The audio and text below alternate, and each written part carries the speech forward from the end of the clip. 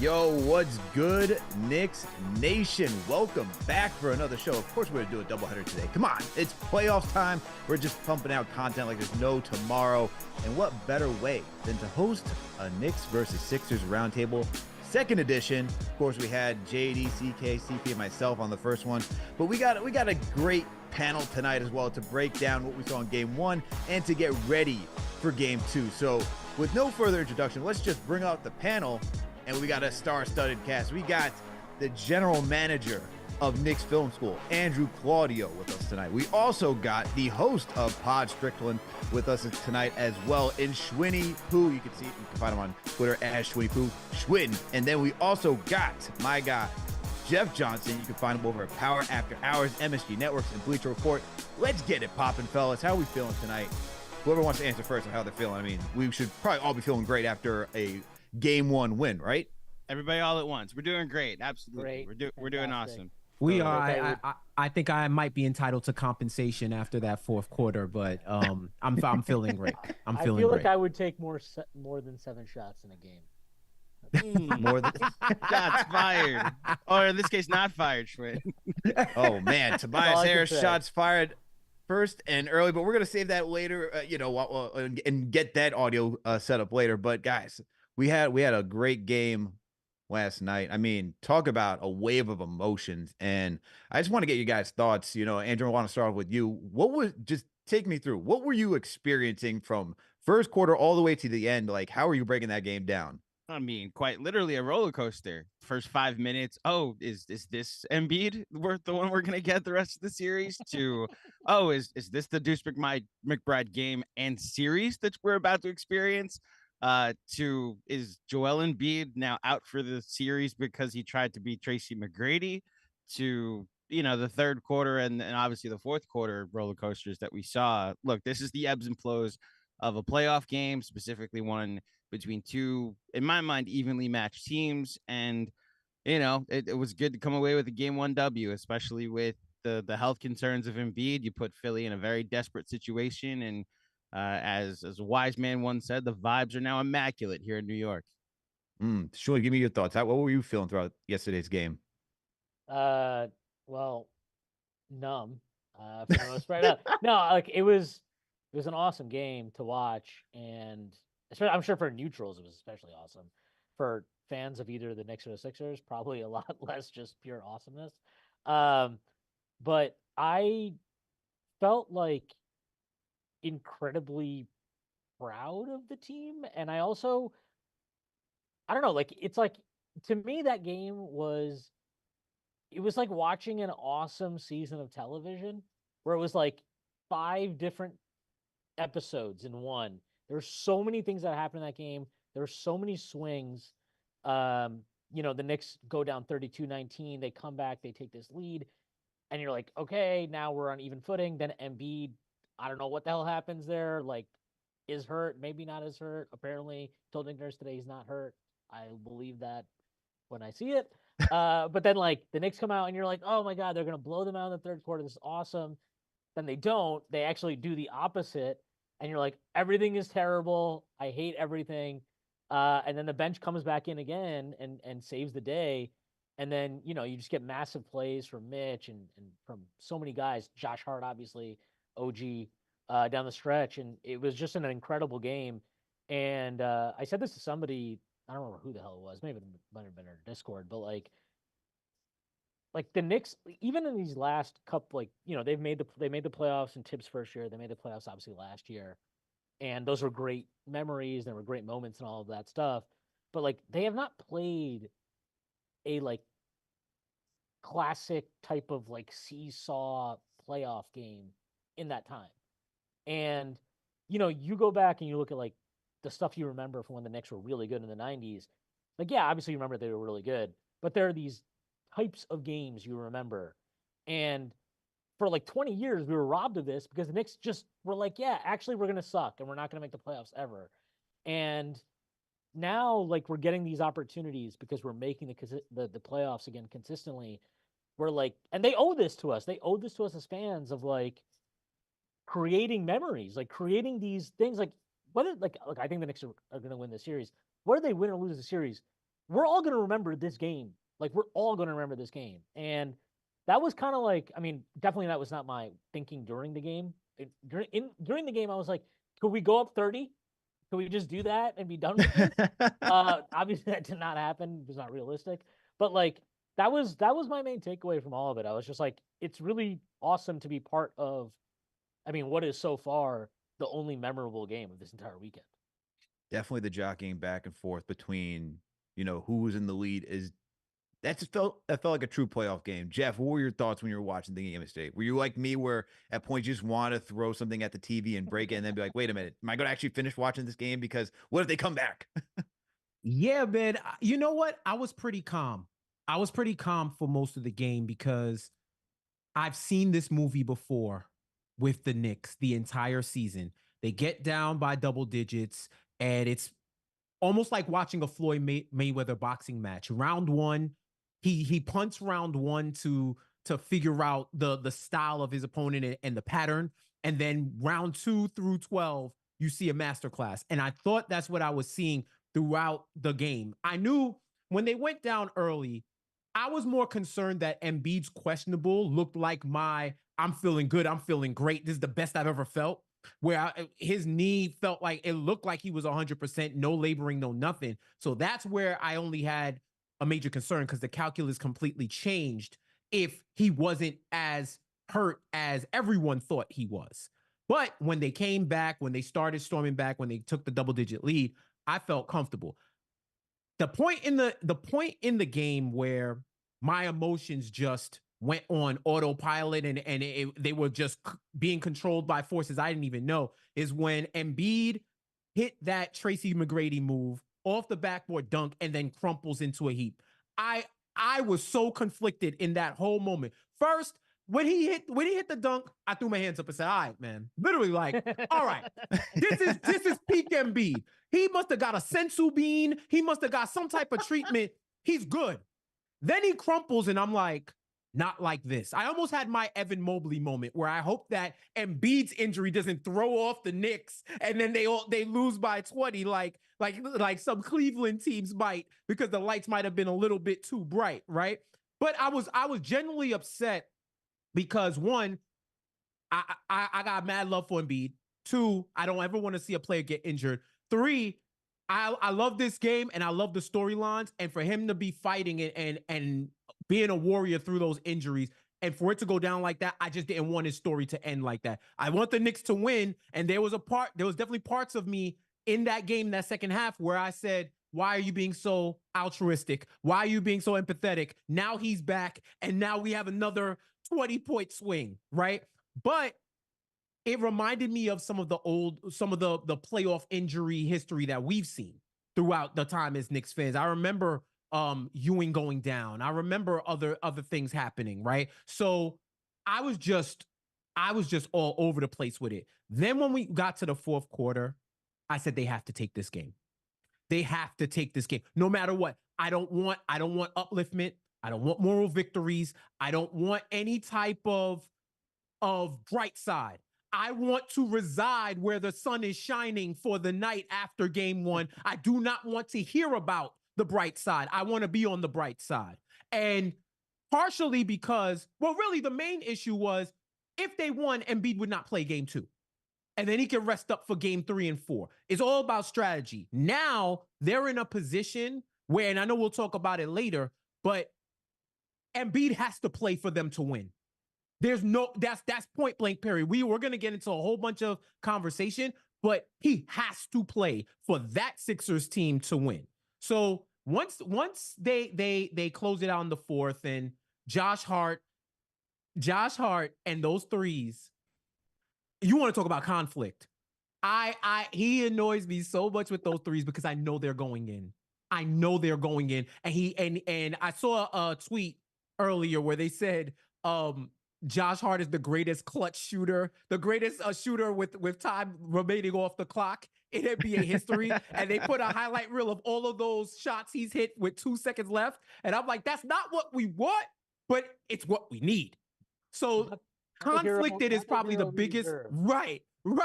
Conflicted is probably the biggest the most appropriate word for me, but I'm so happy that they won and that we're here and we're not commiserating. We're celebrating for game one and talking about how maybe we can get some of this blowout love too on the Knicks end and be coasting, because it seems like the Knicks are playing the only competitive series, but it wouldn't be the Knicks. It wouldn't be our fandom if this wasn't the case. Salute to Knicks Nation. Thank you all for tuning in for another game. I'm about to say game of the week preview. This is what happens when you do 2 shows in a day. Salute to for another roundtable. All right, I did game of the week earlier today, so if you want to go check out that show, make sure to go check it out. We're sponsored tonight by Jordan Craig, and remember, if you want to call in, the Discord is open, phones are open, so make sure to call in, tap in if you want to get your questions through, and we'll take them and we'll answer them right here. All right. But yo, Jeff, you're totally right. First of all, like when you see Embiid go down, you're like, damn, not like that. But then when he came back in the third quarter, I saw Maxey starting to go off. I'm like, all right, I'm sick of this nonsense. Please don't. And the issue with me throughout that game was that we didn't test Embiid. That second half, we did not test him and see if that knee was working properly. It's like, come on now. Like, we cannot just be giving this man every, like, I don't know, excuse just to be like, yeah, I'm here. Like, I could still be an impact. You don't have to worry about me. I'm so far back in the paint on any hedge. You don't got to worry.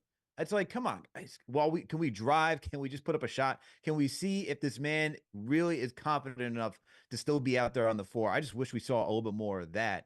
But funny enough, though, for the Josh Hart thing, I was actually going back because, like, I said this yesterday on Twitter. I'm like, whenever the shot clock is winding down is when he's at his best, because he doesn't have to think, man. He thinks way too much when it comes to shooting a three, just way too much. So I went back, I did a little bit of digging. It's not high volume, not whatsoever, but I did last season's numbers. All right. With like, it's like, we're talking about 0.3 attempts with 0 to 4 seconds left on the clock. He's shooting 48%. All right. And then we're talking about 0.4 attempts for 4 to 7 seconds left on the shot clock. He's shooting 46%. I'm like, it's such low volume, but it just adds up. This season was way worse. We're talking about 27 and 30% respectively on similar volume. But I'm like, this guy is notorious for that. No, yes. And you just jump out of your seat like, that's what we need. Let's effing go. And then we just keep moving along. And then you just get another like heart palpitation because they decide to, oh, look, I'm just going to jump pass for no reason and just leave my feet and potential turnover. So aggravating, man. Just absolutely aggravating.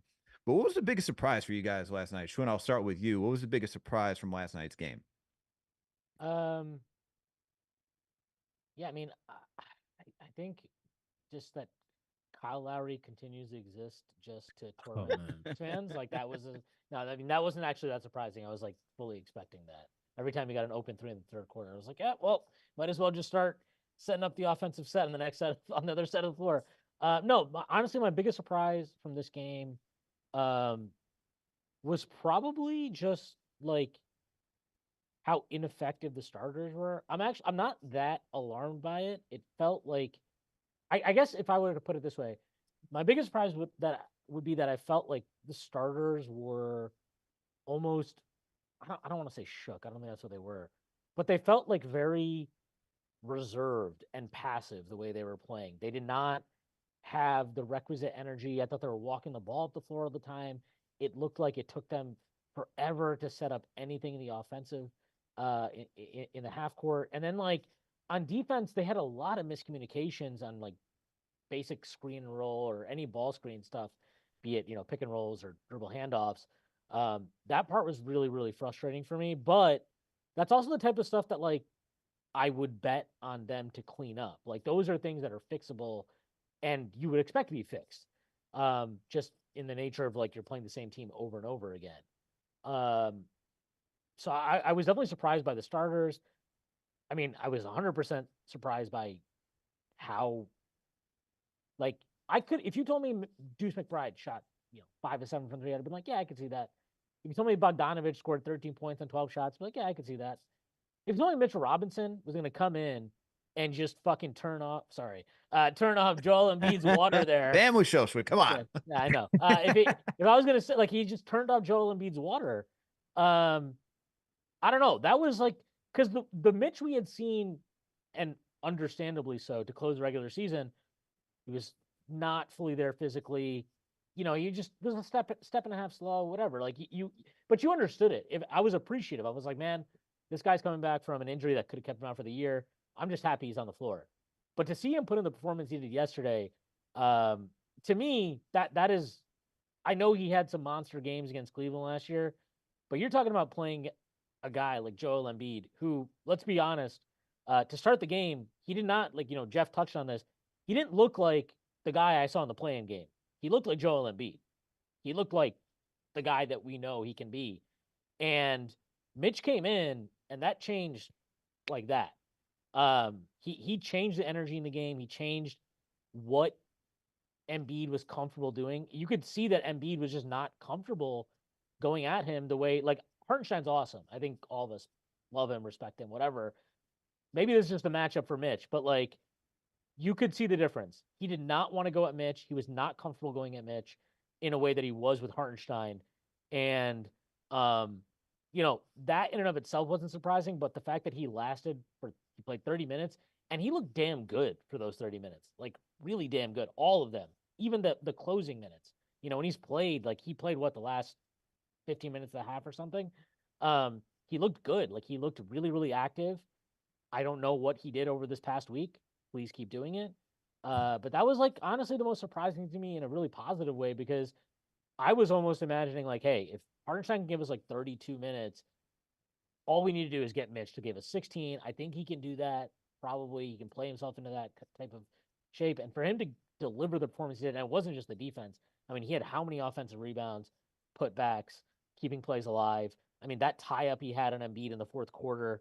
Knicks didn't even win the tip, but it was just like those. And Gus Johnson's call for that, by the way, was awesome. Gus Johnson, if you did not watch that on the MSG broadcast last night, go do that. Like that, I'm sorry for you, because that was so much better than I guarantee you whatever was happening on ESPN. His call on that play was fantastic. And he didn't say it, but he more or less did. He was just like kind of into like, that is what it is to be a New York Knick. And like, it is like Mitchell Robinson last night, Deuce McBride, and Bojan, like those three in a lot of ways, obviously Josh Hart that's its own separate thing. That's like a roller coaster ride that like cannot be explained, and that like I don't wish upon people, but I'm happy that is on my side, I guess.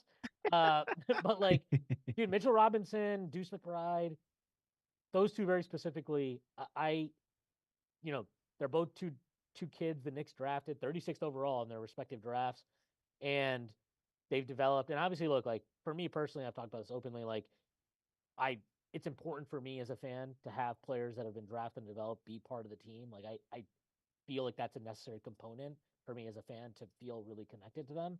And obviously some of that was lost. Not necessarily, not like saying like, oh my God, I can't connect with them, but some of it was lost, right? You trade quickly in RJ for OG, you trade Grimes out, whatever. However you feel about those trades, I'm just saying from an emotional perspective, feel a little bit of that, like, I don't know. But like when you see those two guys deliver the way they did, and you needed them, if they did not play the way they did, the Knicks lose that game. They lose that game flat out. And for those two to be the catalyst to turn that game around in both halves, right? In both halves, they had to come in and turn the game around, and just be so critical to it. I don't know, man. Like as a fan, that's the stuff that I like. Like obviously, I want the Knicks to win a championship, and but that's the really micro stuff that like makes me love this team, this particular team, love this era of Knicks basketball, where it's like, I'm not under any illusions that Leon Rose would like, he's not going to trade Deuce McBride for anybody or anything like that. But the fact that he values these guys enough where he's like, yeah, look, I'm not just going to trade them though. Like these are good players, and they've kept faith with these guys. And, they've been really, really rewarded that with Deuce, right? Like Deuce has got For an sure. opportunity now with Quick out, and he's paid it out. And yeah, I mean, so I guess if there was a surprise, it's just like, not that I was totally surprised by their ability to do it, but that they did deliver in those moments, and they did in such a huge way. And again, specifically with Mitch, just awesome to watch it. It really was. He was incredible. 2 second rounders just performing on the biggest stage possible, on the brightest lights possible, at the world's most famous arena. What else could you script? The script writers did a fantastic job last night, if you want to give them credit, man, because to have Mitchell Robinson and Deuce McBride show up in that way was just spectacular. Jeff, I know we can go on about McBride and Mitch, but was there anything else, or were those the two guys that were really the biggest surprise from last night's game? Among them, I'll give you three that I have. First, I'll say Dante DiVincenzo. For those of you who like to partake in plus minus 23. Cardio. Wow.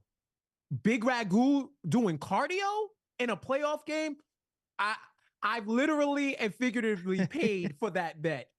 Betting against that he wouldn't have that he would have played well, right?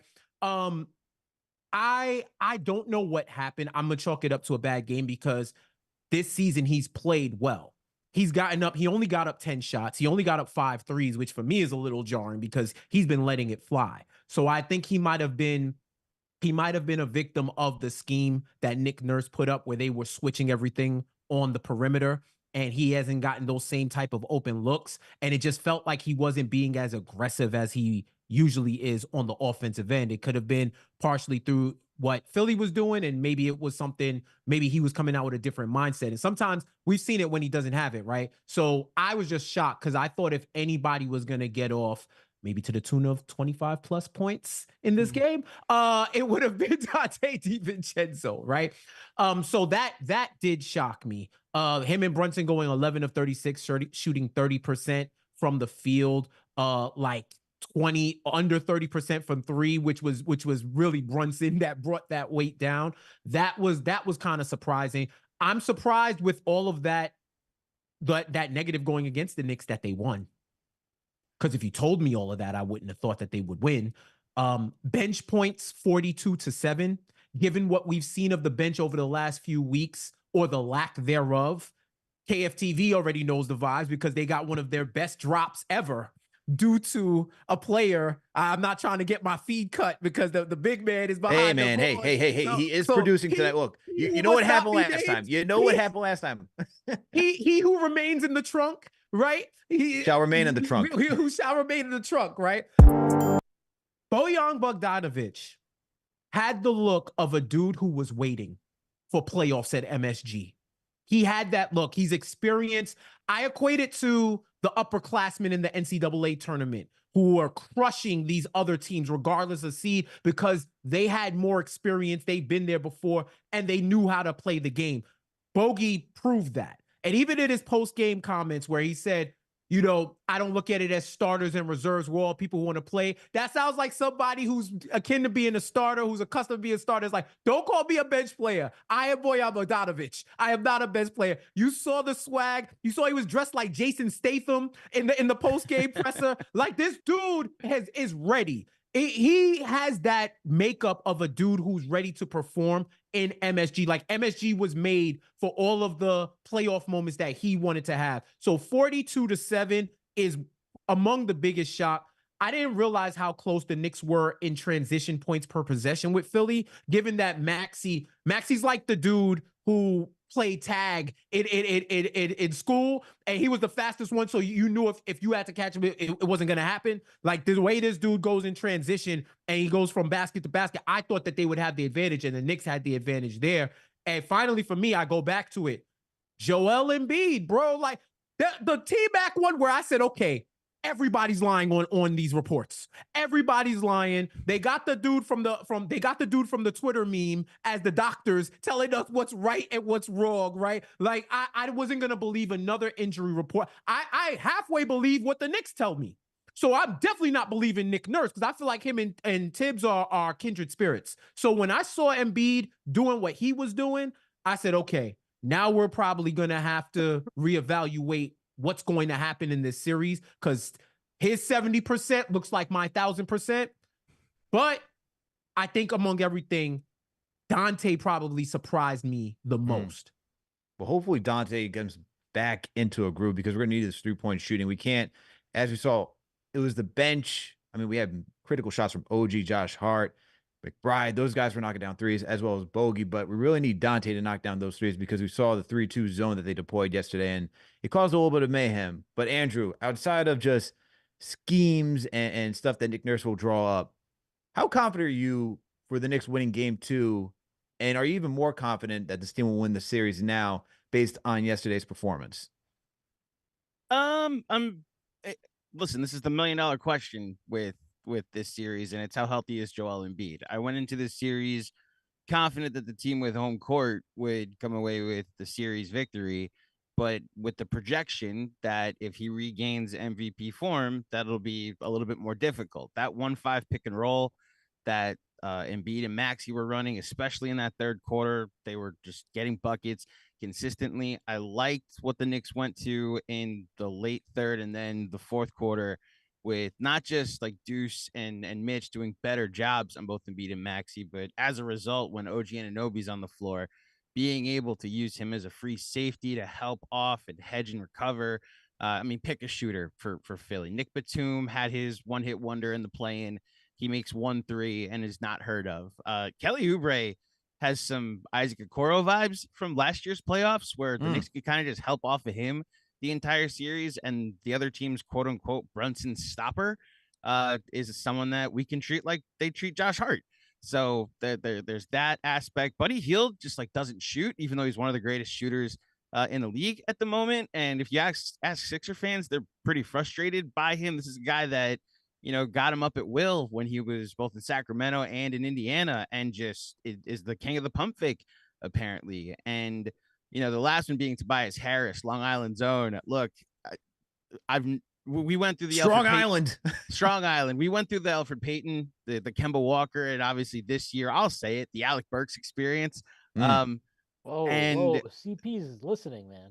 CP, I love you, but family show. It's a family show. You can't say Alec Burks. It's a family show. My apologies. We'll call him Balak Lurks. How's that?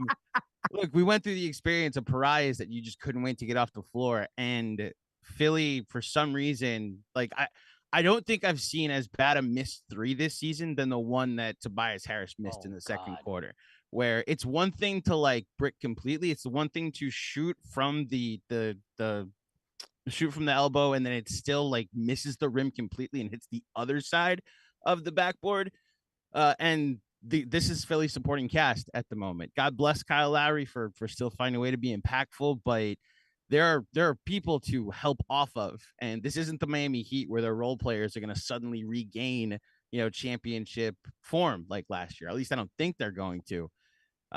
So as a result, a Knicks team that has consistently overachieved, specifically their role players all season, I have to believe that I'm confident in this team, especially, and then you both brought it up, like Jalen Brunson going 8 for 26 and you still win the game. Your entire starting lineup is a negative. OG Anunoby hasn't been a negative yet as a Knick, and he was a negative in this game, and you still won the game. I'll just, of course you have to be confident and positive going forward, especially if you're a Knicks fan. Yeah, for sure. Well, go ahead, Schwinn. Yeah, I actually like now, like, what Andrew was talking about, like, all the player stuff is fine, but my biggest surprise, and like I was cautiously optimistic about this coming into the playoffs. Like I was pretty cautiously optimistic about it because I think he's done the best job he's ever done in his career. Tibbs' willingness to just ride with lineups that were working versus like, I trust this guy, so I'm going to play him. And look, he still kind of did that because Josh Hart is just like his ride or die. Like it's what it is. Like, that's his child. We all know Josh Hart is his child. Okay, it's what it is. We don't know how he's connected, but they are connected. Every coach has that guy though. Like honestly, look at Tobias Harris in Philly. Nick Nurse cannot quit him. So it's one of those things. But like, he like Dante played what 23 minutes or something. 24. Deuce McBride played more minutes than him. Bojan Bogdanovic played more minutes than him. Like this is. This is not something he would have done last year. He would not have done this last year. And not just did he do it, but he did things like, and I do think this has to do with a very specific skill set. Like I don't buy the idea that like he never liked Quickly or something like that. I think very specifically for him, his hang up was always like, I don't care what numbers you show me with Brunson and Quickly. Quickly is he's not a good enough point of attack defender. And I know Brunson for sure is not a good point of attack defender. This lineup cannot work. Deuce McBride is an excellent point of attack defender. And I think because of that very specific skill, he will trust that combination more than he ever would Quick and Jalen, no matter how much data you showed him. And I don't really care at this point. The fact of the matter is, if that's what he needed, well, it's here. The Knicks got him that. They provided an environment where this is a rotation. These are the guys he has has to pick from, and he's picking the right guys. He picked the right dudes. And also, 8-man rotation yesterday. 8-man rotation. There was no precious shoe at all. So, like, look, I've been as critical of Tibbs as anybody, but if you're not watching him this year, and if you're just like, he's the same guy, he's doing the same stuff, then you're not watching. I'm sorry, you're just not. Like, I'm not a Tibbs apologist. I've said multiple times I would have been in favor of firing him, but this coach, this guy that we're watching right now, this is the best I think you could ever expect from Tibbs, given, you know, kind of how, like any coach, he has his own principles that he sticks with. This is like the fully optimized version of Tibbs that you're possibly able to see. And I think it's a really good example of, like, and a reminder for myself and many others, like, coaches develop like players do too. And you know, I can't, I honestly, I just can't say enough. Like, would I like him to have brought Deuce? Me and Andrew were talking about this earlier today. Like, yeah, I would have loved if he brought Deuce in sooner in the third quarter. But, like, I also can't kill him for being like, hey, this 5-man unit that I've had has been good for me. I want to give them a little bit more time. But he pulled the plug at the right point. And look, the Knicks won by 7. They covered the spread. Like, I'm not saying that's the end all be all of evaluation, but I mean, he pulled the plug. The Knicks got the result that they wanted. They did it with Brunson playing like absolute crap yesterday. I have a hard time doing anything but giving him pretty much like just all the praise that he deserves. I think he deserves it. I thought he coached a great game, and I thought it was a game that he coached in a very specific way that I don't think he would have done a year ago. No, not at all. And Tibbs has done a fantastic job, I think, just the season overall. I mean, this guy, who would have thought, if you told me that this season Tibbs would have been more offensively creative than defensively creative, I wouldn't say, I would have lied. I'd be like, you're lying to me straight to my face. Get out of here. I do not believe anything. But yet Randall goes down, OG goes down, Mitch goes down, and yet we see a free-flowing offense left and right. I mean, even yesterday, to even allow McBride to have such the swagger on the court, the confidence that he has instilled into this team offensively is through the roof. So Tibbs has been doing a phenomenal job. But hey, man, looks like old dogs can learn new tricks, and I will gladly give him praise where praise is due. That real quick, that horn set on the OG open three. Oh my goodness. Where the entire game they're just sagging off of Josh Hart. And then shout out to my colleague Benji over at Knicks Film School for highlighting it. But like in the moment, you see him bring both Mitch and Josh Hart into the action. And then you see Tobias Harris has no idea where he's supposed to be. And he's like, wait, who's my guy? Oh my gosh, OG Anunoby's wide open. him and Oubre had no clue what the hell they were doing. Well, so they both end up on Josh Hart on that play, right? And they're like, wait, we're both guarding him. The whole plan was to not guard him today. Tibbs is like, he is in his bag right now. Yeah. Like, he is very much in his bag. This is an incredible coaching performance you're seeing from him. For sure. Yeah. He's doing a phenomenal job. Salute to Knicks Nation. Thank you all for tuning in for another roundtable. Not a game of the week preview. Make sure to check that out earlier, though. Another roundtable. We got Andrew Claudio, Schwinny Poo, Jeff Johnson with us here today. And make sure to support our sponsor, Jordan Craig. KFTV fan, the hype is real. If you're looking for quality jeans, that's right, I said quality jeans, comfortable sweatpants and fly clothes all around, hit up jordancraig.com. It's a streetwear brand that's been around for over 30 years. They got their start right here in New York City. When actors, athletes, and Knicks fans need high-quality streetwear, they go to Jordan Craig. Everything they drop is pure greatness. Right now, if you visit jordancraig.com and use the code KFTV20, you can get 20% off your first order. So go to jordancraig.com, use that promo code KFTV20 and get 20% off on your first order. Also, Jordan Craig is also giving Knicks fans a chance to win a $250 shopping spree. So go to jordancraig.com and make sure to sign up. Also, make sure to go get your tickets if you want to go to Sucker Punch tomorrow to go catch Game 2 watch party, baby. Look, if you can't go to MSG, we're better else to go next than to go to a KFTV watch party. Go back to Sucker Punch for Game 2. Hang out with all the Knicks fans. You know it's going to be live and popping over there. Make sure to go to Sucker Punch if you want to go be with Knicks Nation and go catch Game 2. All right. let's talk about some adjustments first. But I want to hear something from Nick Nurse first. So CP, if you can pull up the Nick Nurse reel, I would love to hear what he has to say about a certain player that we've been discussing, Strong Island's very own. Please. Oh, yes. 1 second, sir. I'm just loading up the clip, sir. 1 second. That's his protest for the Alec Burke slander. Man, Amber would never. Bro. That's crazy. So All right, so full disclosure out. We don't have the soundbite. We do have the just the words here. Oh, we just got the words. Yes. Only the words. Okay, so I guess I got to read. We got to read like a family then. We'll read like a Wait, I didn't send you the clip for that. Hold on 1 second. No, sir. The producer did not receive the clip, sir. Oh, okay. I'm glad that the producer is now telling me that I did not get him the clip. All right, let me see if I can go find this real quick. But I'll read where is it? What's the first thing we got over here? What is this first tweet? Oh, the free throws. I mean, I guess we could talk about the free throws for a second while I find the Tobias Harris clip. But Nick Nurse starting to do some, what JB Bickerstaff did yesterday. He said they shot 1 million free throws in the second quarter. It seemed like all of a sudden it was free throw time. I haven't seen that in any prior game all year, yet here all of a sudden there's a parade to the line. Sixers Nick Nurse on Knicks game 1. Utter nonsense.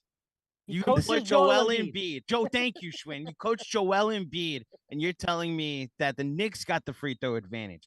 The man was on one leg the entire second half, did not hit a bucket playing one-on-one against Mitchell Robinson. The only way he scored points was because of Scott Foster. Scott Foster was your fourth best player yesterday, Nick Nurse. Miss me with that. I'll even give you one better, Andrew.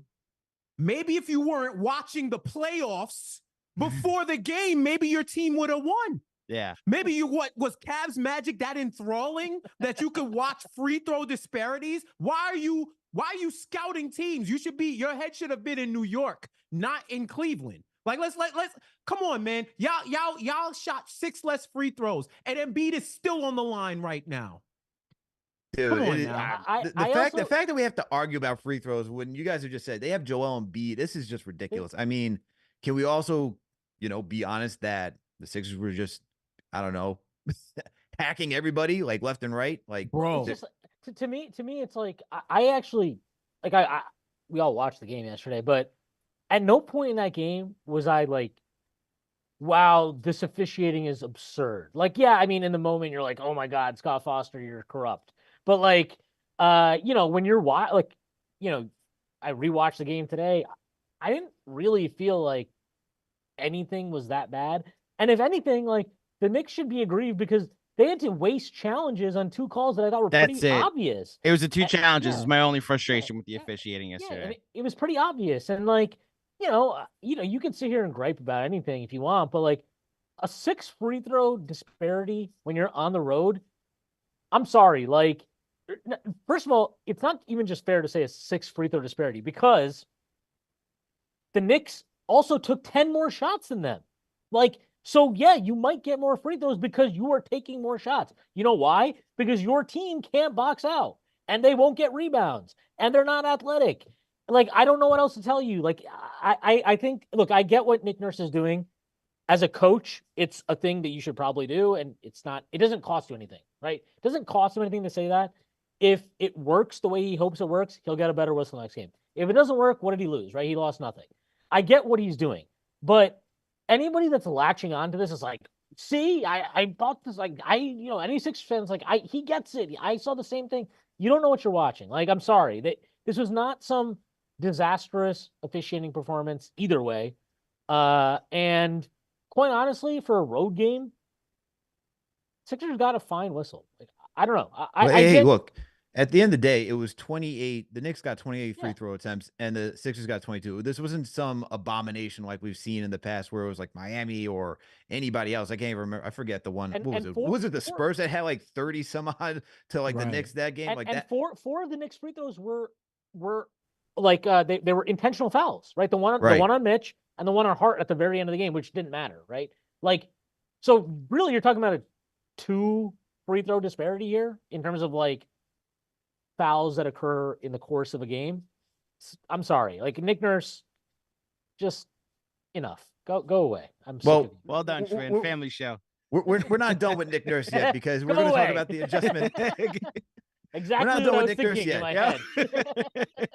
Damn, Swin used up all my curse credit, bro. That's I know, crazy. I was right? trying to get one off. And I Man. wasted that so early in the show too.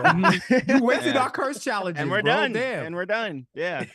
Oh man. But let's go back to Nick Nurse because we got to talk about Strong Island's very own Tobias Harris and the game plan there because I want to hear about this one since rebounding is such an issue for the Philadelphia 76ers. So CP, can we please play it this time? Tobias only took 7 shots last night. I guess, like, how do you kind of maybe get him involved a little bit more on the offensive end of the floor? Just gonna matter who I don't like. He needs to get involved. Nico needs to get involved. Kelly needs to get involved. Like there's a lot more. Buddy needs to get involved. Like there's a lot more people that need to get involved. Yeah. Now what's funny about this is that there is the discussion that tomorrow we shall see the Paul Reed and Joel Embiid starting front court. So it seems like Tobias may be in the doghouse because he has not performed well since his fast start to the season. And yesterday, 7 points. He only had 7 points, 9 rebounds. But if Paul Reed, who, says this is the easy matchup for, the 76ers, if Paul Reed and Joel Embiid are the starting front court, does this change anything in the way you approach this game, Jeff? No, in fact, this is Nick Nurse being so smart that he's doing stupid things. Like, remember, I lived through the East is big man era of Knicks basketball, and I could tell you, going bigger isn't always going to be beneficial for your team, right? I'm wondering who Paul Reed is going to guard on offense. Because if he's guarding OG, guess what? You've just allowed your defense to be spread throughout the entire floor because OG is going to be in that corner waiting for the 3. I don't know how Paul Reed is going to be with his lateral movement covering because I see them getting him into all sorts of action. And I don't think his rebounding is going to be that impactful to stop the #1 offensive rebounding team in the league, regardless of who is in their starting lineup. And by any metric, traditional or advanced, in offensive rebounding and rebounding in general, this is one of the best teams, and Philly not so much, right? So I can understand if you think your problem was you gave up plus 20 rebounds. The issue is also that the Knicks bench destroyed your bench. And if you think Tobias Harris coming off the bench is going to bolster your bench, once again, I don't know what to tell you because someone like Jalen Brunson, right? In games against the Sixers this season, he's gone. They're 2-1 in games when he's been inefficient. He hasn't shot the ball well. And one of those games was that 1995 throwback game, 79-73, where we just, we got the tribute. The 90s weren't done with us, and we burned that tape and we let it go, right? But in the 2 games that the Knicks won, Brunson got his points, but he didn't have a quote unquote good game. And that's because he was getting everybody else involved. This is one of those times where the team is what's beating you. It's not just one person, unless you want to go to Josh Hart, who's plus 84 in 5 games against the Sixers this year. It really is. Josh Hart is their John Wick. Josh Hart is John Wick for the Philadelphia 76ers. And I did not think I would be saying that in the year of our Lord 2024, but now we're here. Maybe they should have been double teaming Josh Hart on that OG play because they can't stop him. And he's inevitable when it comes to offensive glass or just playing in general. Like, I'm telling you, bro, Josh Harted more than he's ever Josh Harted in that game. And I don't think they can out Josh Hart. So put Paul Reed in. I want him to redefine what easy means. I want him to feel to hear and experience what the new meaning of easy is to him. Because I don't think he's gonna be chuckling. I think he's gonna be looking up at the lights. All right. John Wick minus and 21 for Paul Reed. John Wick and Thanos is where he is apparently. Apparently, yeah. That is quite the combination. We got somebody on Discord right now. We got D-Roy on the Discord. D-Roy, what's going on? D-Roy going once. Yeah. I'm here. Can you hear me? There you go. You made it just in time. What's going on, D-Roy? How you feeling? Man, I'm excited, bro. I'm excited, man. First of all, salute to the crew. Salute to all of you guys, man. CP, the crew, Alex. Thank you guys for what you're doing, man. We are excited, Knicks fans. The guard. I wasn't there. I live in Houston, so to see the Garden the way it was the other night was crazy. I'm an excited fan, man. Listen, I've been listening to you guys, and I know you guys are sports people, and you appreciate the whole um Embiid being a superstar in this league and all that. Man, when that man fell, I was dying with laugh. I was like, "Yo, get a stretcher for him. Take him off, please. Let a hospital come get him." He was killing us. He was doing damage to us, yo. And he was bleeding through the knee and all that stuff. I was like, yeah. Mitch can go to work now. Mitch can really go to work. Because he tried to bully Mitch, man. I wasn't having that. I wasn't going to have that. I was like, let that stretcher come and pick that man up and take him to the hospital somewhere. Because he's injured. He's sick. He's sick. He didn't need to be on the court at all. Period. He should have come on like in game 3 at home. Don't bring him to New York with all that. Don't bring him to New York with all that mess. He was stringing elbows in our guys and all that stuff. And then when Josh Hart, let me say something about Josh Hart a little bit. When Josh Hart missed his first shot, I could see it in his eyes like Josh Hart was like, "Oh yeah, y'all gonna play me like that? Watch me. So when he nailed those threes, man, I was losing my mind. I lost my voice. I lost everything, man. I was losing my mind. I was just out of it. But listen, guys, I really appreciate what you guys doing, man. And you know, I love this channel very, very much. I love what CP is doing and everything. And I just can't wait for tomorrow night, man. I'm ready for tomorrow. I can't wait. I don't even know if I can sleep tonight because I'm so pumped and ready for Monday night, Christmas bro. Day. Because It's essentially Christmas Day, and appreciate the call, D-Roy. It is Christmas Day for Knicks fans, man. I mean, look, I'm excited for the series because it's going to be competitive. With Embiid out there or not, this is still a Nick Nurse-led team, and he's going to come with the adjustment after the adjustment after the adjustment. You just have to be on your toes because he'll make a change mid-game, like within the first quarter. So I'm looking forward to a good chess match between both of these coaches. So we got Brunson Stan on the line as well. So Brunson Stan, what's going on?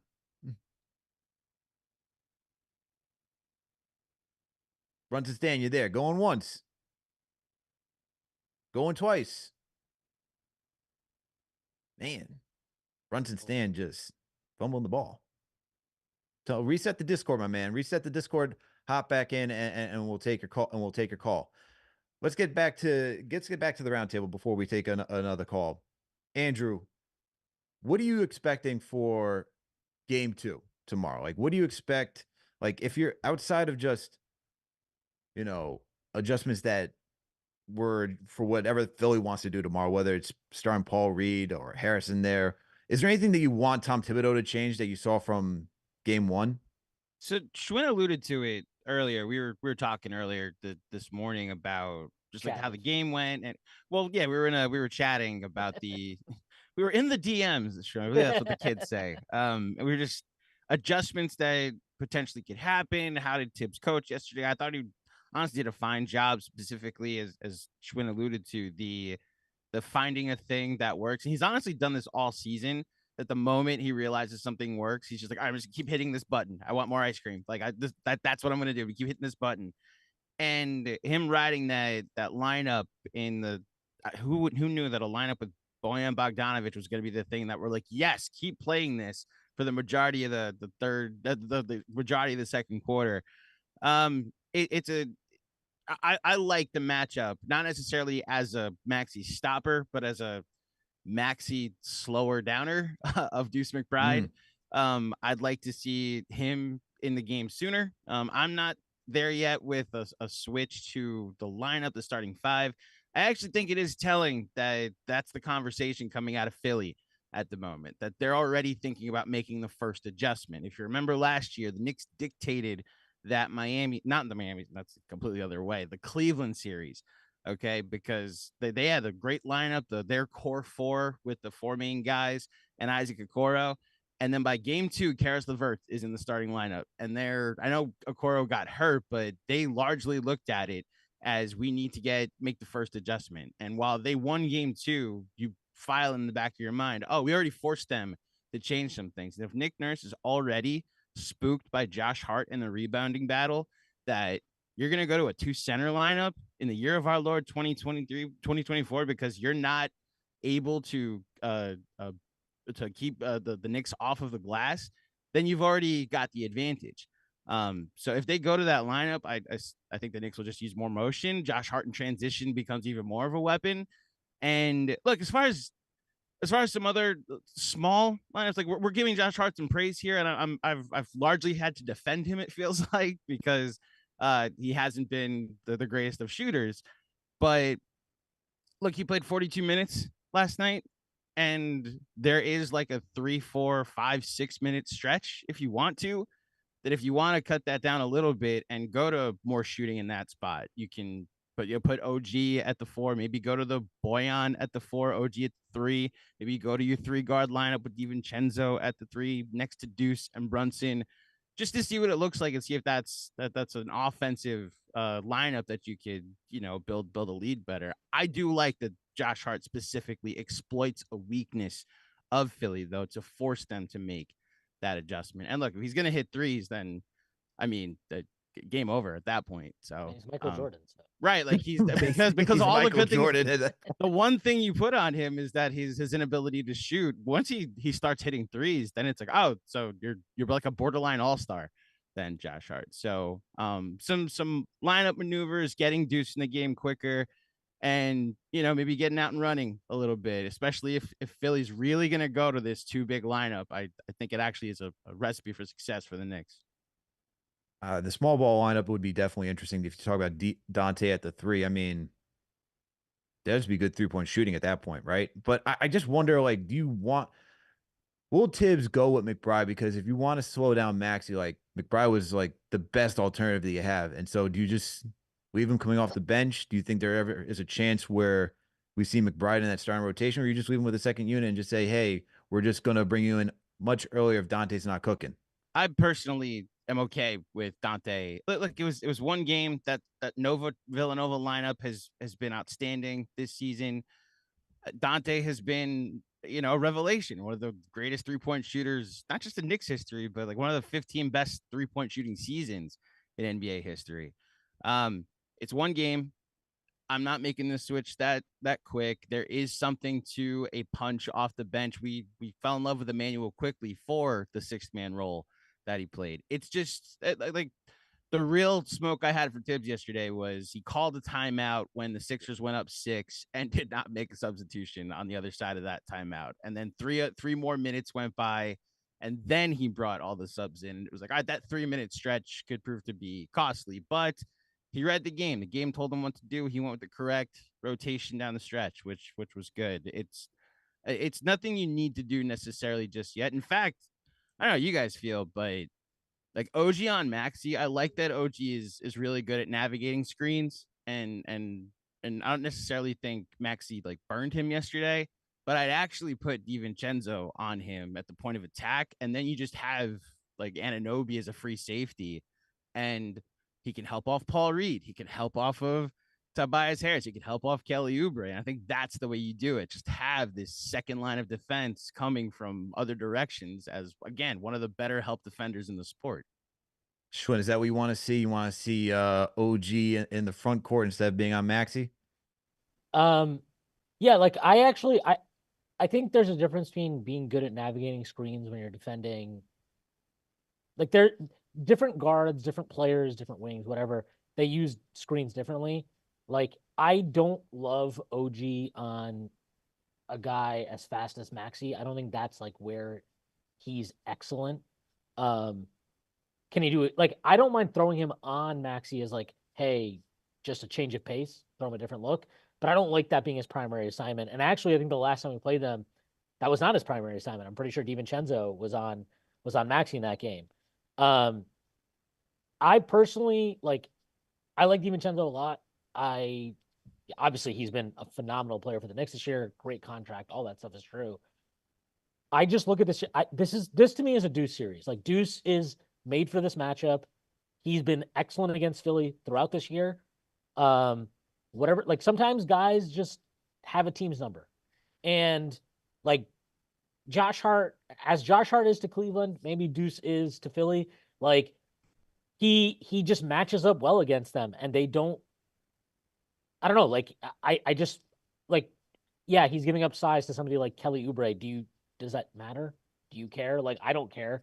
To me, this is just a really good matchup for him. You want him on Maxey. I think he's somebody you can trust to do a good job on Maxey, and that in turn allows you to feel very comfortable having OG as more of a roamer. It amplifies your defense in so many different ways, and I don't know that he takes that much off the table offensively. Like DiVincenzo's obviously been a nuclear shooter for the Knicks this year, not taking away from that at all.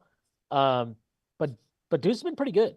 Deuce has been pretty good in his own right, and I don't know. I look at that and I'm like, well, if you have like Alex, you mentioned earlier that you were annoyed that the Knicks didn't challenge Embiid enough.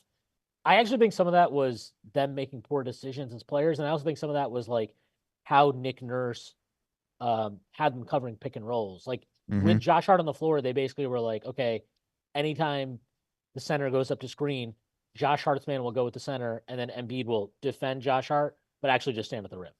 And,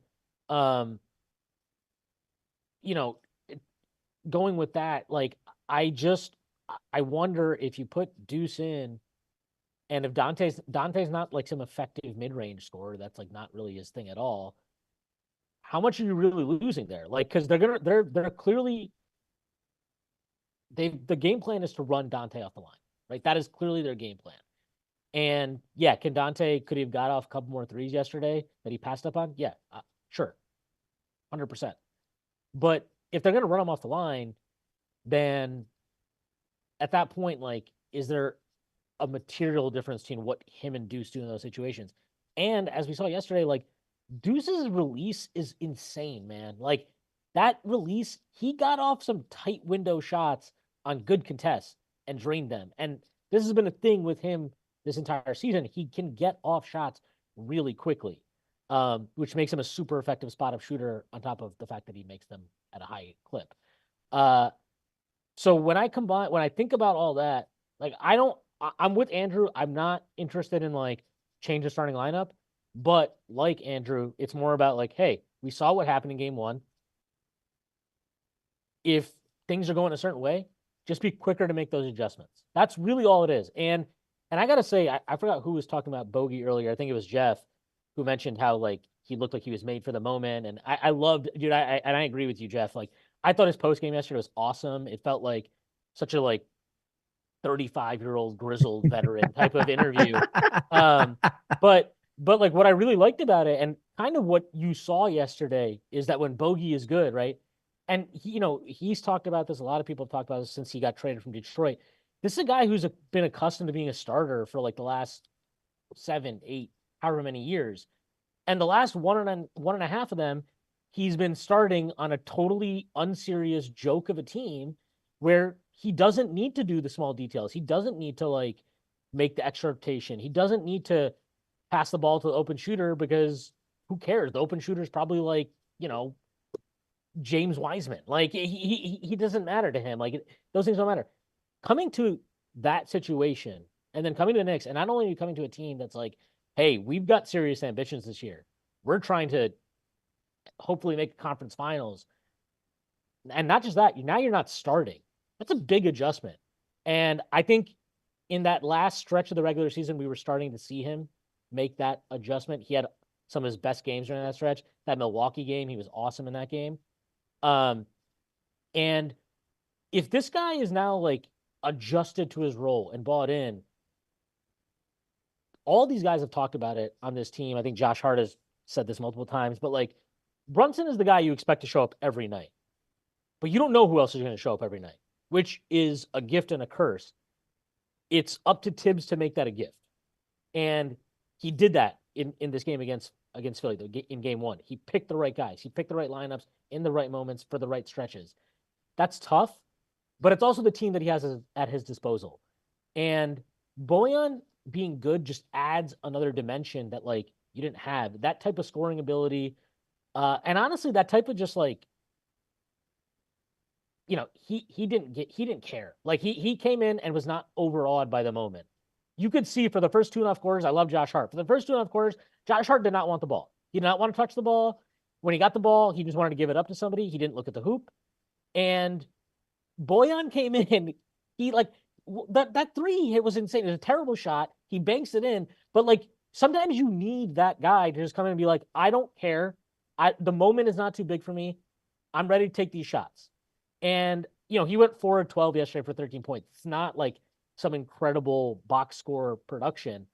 But I mean, we all saw the game. Like it didn't feel like 4 of 12 for 13 points, right? It felt different. It felt more impactful. And I guess like long story short is you have this depth, you have all these options. I don't think you need to reinvent the wheel here. You just need to adjust to who is playing well, what's happening in the game. And honestly, I can't believe I'm saying this, but like I truly trust Tom Thibodeau to do that at this point. I think I'm being serious. Like I Win never has thought I come would full say circle. this. I never thought I would say this, but like the way he's coached this year is, to me, I don't even think it's close. I think it's his best coaching job ever. And Absolutely. And this, I mean, the playoff game yesterday was a perfect example of it. So like, basically what we're talking about here is maybe Deuce should have played 30 instead of 28, and Dante should have played 21 instead of 23, or where the hell it was. Like, that's really a difference. You don't need to reinvent the wheel for that. You just need to have him be, and who knows, maybe Dante goes off the next game. You don't need to do that either. So we'll see what happens. But I feel really confident about the position the Knicks are in. And I think they have a lot more stuff to clean up that's more reasonable for them to clean up than Philly. Like Philly got awesome games out of Embiid, Maxey, Lowry, and they lost while Brunson played like crap. I'm sorry. Absolutely. Like, it seems like a pretty big deal. Yeah, absolutely. Well, we got some super chats in the along the way. So we got 2 from Chuck D. We got a $20 super chat. Says Nurse cannot reduce Embiid into a succinct role. He overdoes it, tossing everyone into a spectator game. It's why the process can't work for Nurse to do this thing all game. Good for us. Tibbs kills positionless basketball. Shout out to Chuck D. Throw a hashtag PE in the chat. And Chuck D sent another super chat, a $10 super chat. He says, when Embiid is a total all-around player, we can be in a trouble area. Embiid scoring 32 is more dangerous than him scoring 50 because he becomes worn out in the fourth. We got to pace, scrap, and stay close. I agree with all of that. Shout out to Chuck D for the super chat. Also, shout out to D. All for the $5 super chat. Says Knicks kept trying to hunt Embiid in the pick and roll in the second half, but he got his teammates to take the switch. Hopefully we can make him more active on defense next game. And then shout out to Percival Glasgow for the $2 super chat. All right. Let's go back to the line. Let's go back to the Discord. Brunson Stan, are you there? Brunson Stan. Yeah, I was never muted. Okay, I'm good now. There we go. We got the Discord working. What's going on, man? So one thing real quick, Shannon Sharp said Brunson is an efficient shooter. His career was 47 from the field and 30 and 3 points was 40%. So first of all, I'll say that's very efficient.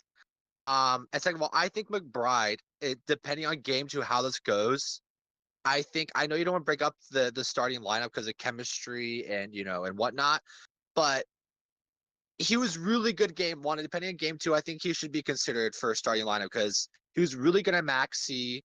He, obviously showed up offensively. His release is beautiful. I love that he waits until he reaches space to release the ball.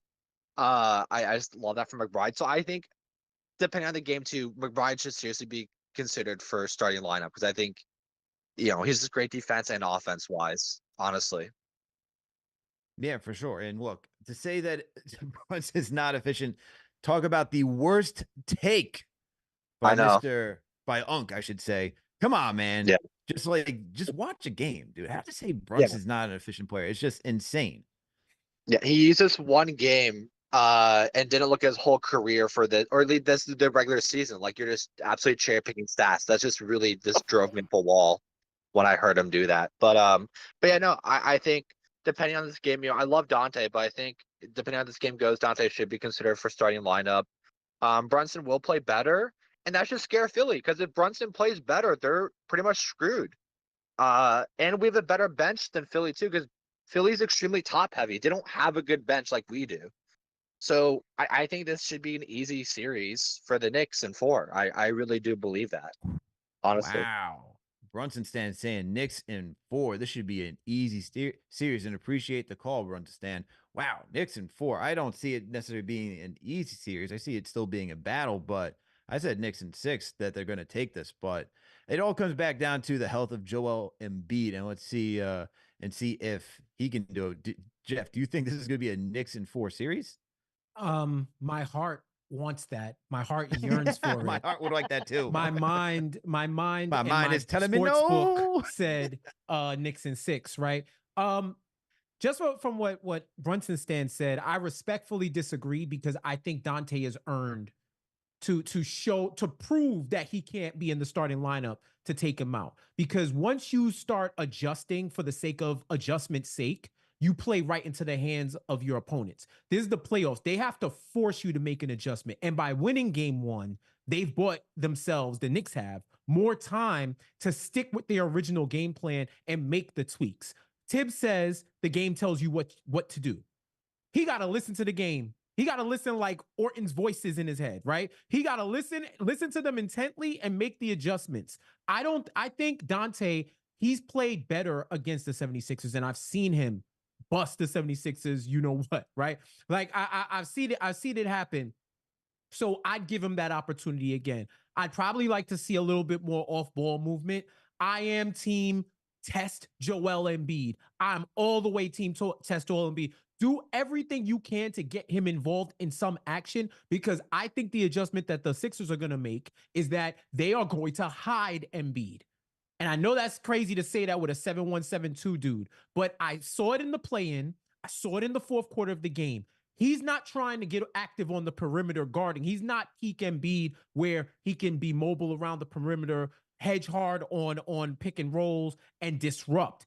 He can impose his will in the middle just by being there. And our players, for whatever reason, don't want to go at him. Right now, if the Knicks can make that adjustment, I think you put ultimate pressure on the Sixers and on Embiid to play him as long as they can. He was a plus 14, and without him, they're a minus 21. This man got to play 40 minutes for them to win. And I don't know if his knee can write that check, can cash the check that his team wants to write for him. It's really Embiid versus his knee. His knee is blinking right now. His knee is red, and Embiid got the will. But at some point, the rubber's going to meet the road, and we're going to see whether or not he can actually withstand it. And I think the more the Knicks win, the more they put pressure on them that they can't sit Joel. So Sixers win tomorrow, I could see them punting one of the games in Philly because they know they're guaranteed to come back for game 5, right? So I think you should test Embiid, do whatever you can to get him involved, get him active, prove. He wanted to go full dunk contest, and his knee said, nah, I want to see his knee continue to complain. So keep putting him in action, do what you do, and just clean up the little things that you know you can get better as the Knicks club. And I think if you're the Sixers and you got the play that you got out of the key guys that you brought in, like Kyle Lowry, Maxey, and Embiid, and you see how everybody else played, I don't know what else they can do other than try to get these other people involved to score. But will they score? Batum is proving Blue Bucks Clan right, because he don't even see the fourth quarter against the Knicks. 4 points. That's probably 4 more than he scored in the whole series against the Knicks. So every time I was looking at the box score, I'm like, damn, Batum didn't score nothing. Not even he's taking a right. You know what I mean? So that's why I think the adjustments is pretty much y'all got to play better, and y'all can't sit Embiid at this point. Essentially, it's a must-win game for Philly. And in my opinion, it feels like it's not necessarily a must-win game for the Knicks, but I want them to win just so they can just put, Philly in the trunk and we can keep this thing rolling. And that way the Knicks can just, do what they do. Just go into Philly, get a game there. Hey, if you want to come back for a game 5, give them a gentleman sweep and make them look, a little classy by all means. But hey, if you win in 4, that'd also be great. I do not want them to be classy. I want them to be I want them to be. I wanted a scoundrel sweep.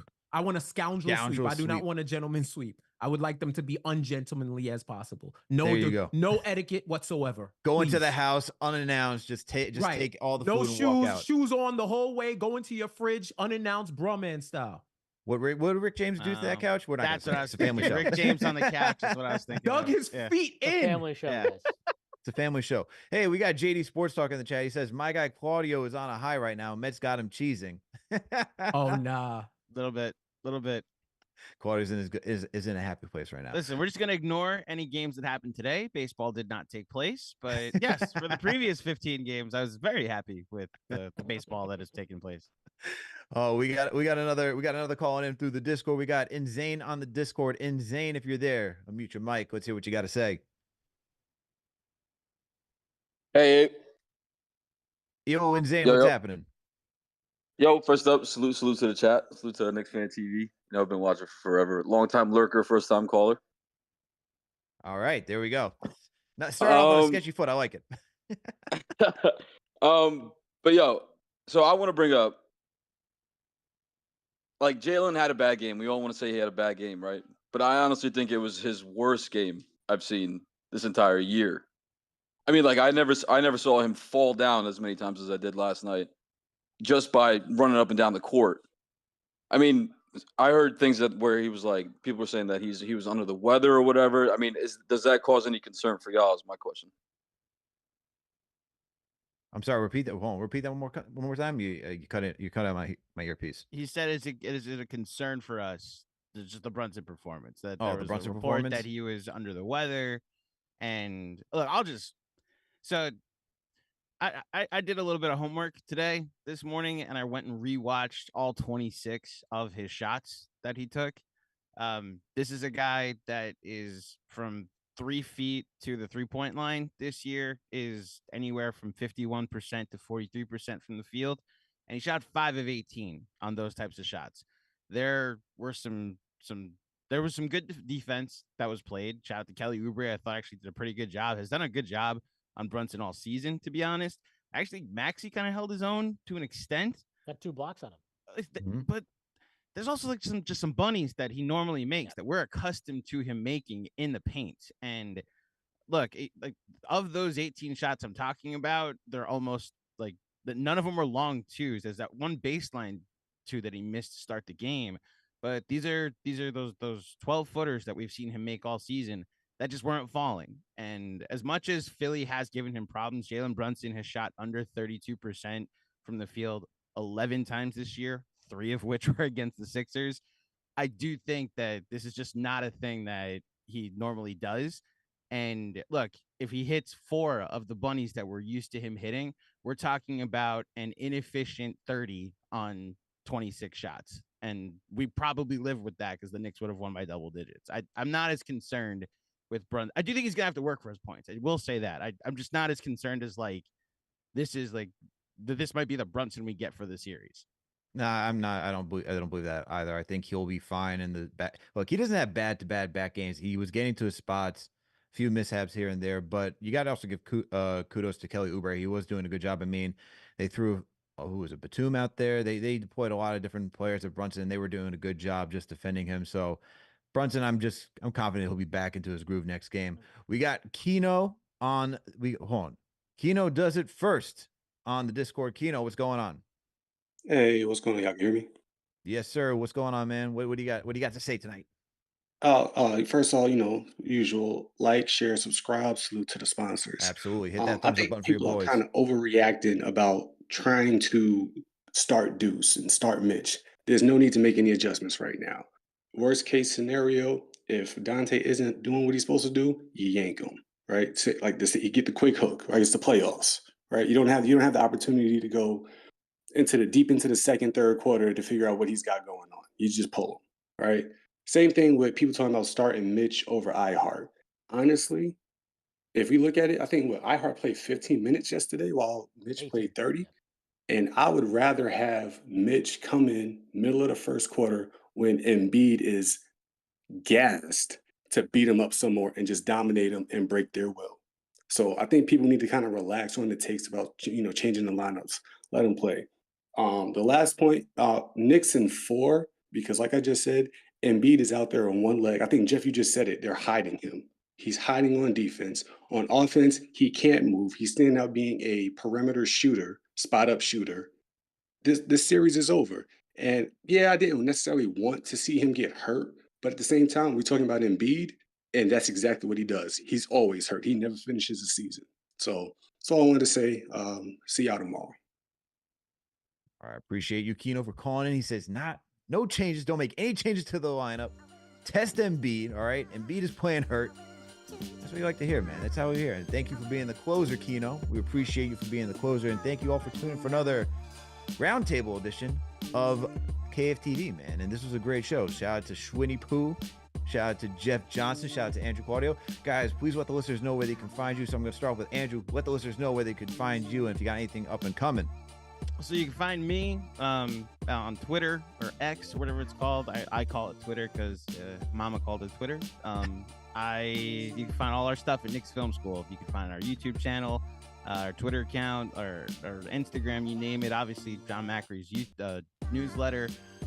We got our threads going on the Twitter account. What Benji Ritholtz did an outstanding job breaking down 41 different clips, and I thought it was just a really good encapsulation of the highs and lows that we all experienced of the game.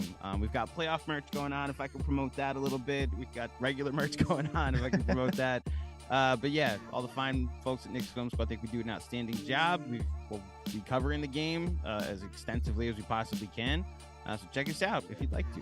Make sure to go check out KFS as well. Andrew and the team do a great job over there. Jeff, let the listeners know where they can find you if you got anything up and coming as well. Yeah, no doubt, man. Jeff J Says on all social media and Jeff J Says YouTube channel. You go there right now. If you're into wrestling, you can check out my WrestleMania vlog. I chronicled my whole weekend out there. Whole lot of cool people, whole lot of great moments. So definitely check that out. We also talk about NBA. The ones are down, unfortunately, Claudio. The ones are down. They went out like the Cavs. The bloodline went out like the Cavs last year. So I mean, Wow. you know what I'm saying? They went out like the Cavs last year. So but the resurrection is happening now. So nobody wins when the family feuds. You know what I mean? So you can definitely check that out. We're also talking NBA, betting, pop culture, everything in between. So definitely shout out. And you'll see me here on KnicksFanTV every once in a while too. So I'll be around. That's my tagline. I'll be around. So check me out. There you go. There you have it. And Schwinn, let the listeners know where they can find you and if you got anything up and coming. Yeah, you can find me on Twitter at Schwinniper. I wrote an article that dropped on Friday about John Brunson, about why I think he should clearly be first team All-NBA. He did not do a great job of showcasing that on Saturday, so I would like for him to do me a solid and make me look like a genius tomorrow. That'd be fantastic. Other than that, check out our pods. We have a bunch that are on there. Prez, he does his draft work. There's all kinds of stuff there. You can find it all on at the Strickland. And yeah, we also have playoff merch, which I would recommend. That is on sale, and you can pay money for these products. But yes, no, I would definitely recommend checking all out. But yeah, please, if you've not already, definitely check out everything that we're doing on the website and on the podcast. But yeah, also, Alex, thanks for having me on. Appreciate your time, and thanks for everybody that was here listening in. No doubt, no doubt. Make sure to follow everyone on this panel. Make sure to follow Andrew, KFS. Make sure to follow Jeff. Make sure to follow Schwinn, and make sure to follow the Strickland over there. Look, these guys do phenomenal work. They can break down the Knicks left, right, any which way, man. Left, right, and center. These guys got you covered. Look. And for Jeff, it's Power After Hours. I was gonna stumble. I didn't want to ruin it, but I had to remember what it was. Power After Hours. Okay, I had to think of it. Didn't want to. Look, man, I don't want to stumble. I gotta be proper for everybody. All right. I got 15 jobs like a true Caribbean, bro. Like I got man, mad jobs. You know how it is, man. You know how it is, man. You know how it is. I'm Jamaican over here. CP understands as well. But salute to Knicks Nation. Thank you all for tuning in for another roundtable. As always, make sure to hit that thumbs up button for your boys. Make sure to subscribe to the channel if you haven't done so already. And remember, look, you can use that promo code to go over to Jordan Craig and get 20% off. All right, use that promo code. Let me just find it for all you right now. It is KFTV 20 to get 20% off on your first on your first order when you go over to Jordan Craig. And remember everybody, they're giving Knicks fans a chance to win a $250 shopping spree if you go to jordancraig.com. So make sure to go sign up and do that as well. And look, go over to Sucker Punch tomorrow to go catch game 2 for Knicks versus Philly. You're gonna want to be there because look, we all have FOMO to a certain degree. You don't want to miss out, man. It's gonna be a great time. Make sure to go to Sucker Punch tomorrow. Go hang out with all of Knicks Nation and go watch game 2, and make sure so that way we can support our Knicks for tomorrow's game. And look, shout out to the franchise channel members for being in here. I see all the regulars. TM, the chief mod in operation. I see JJ in here. Shout out to Chuck D as always. Put a hashtag PE in the chat if you haven't done so already. We got Armin Duda in here as well.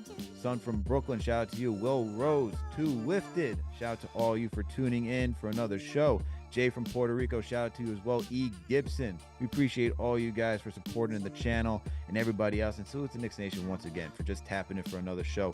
We'll catch you tomorrow for the KFTV postgame. And I'm pretty sure Play by Play is happening tomorrow as well. So make sure to tap in, stay locked in. And look, we got Game of the Week preview that happened today as well. We got content on top of content on top of content on top of content. You're locked in. It's playoff season, baby. We'll catch you later. We out. Put him in the trunk.